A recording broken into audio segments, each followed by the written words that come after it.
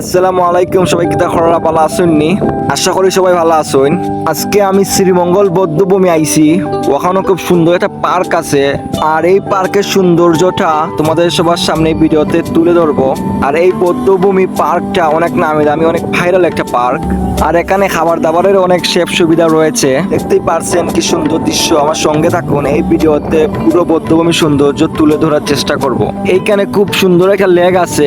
এই লেকের পাশে আপনি এসে ফটো অথবা ভিডিও করতে পারেন আপনার মনের মতো করে। খুব সুন্দর সুন্দর হাঁটা ব্রিজও আছে, যা দেখলে আপনার মন ভালো হয়ে যাবে। আমরা অনেকে হয়তো জানি না শ্রীমঙ্গল বৌদ্ধভূমিতে এত সুন্দর একটা পার্ক রয়েছে।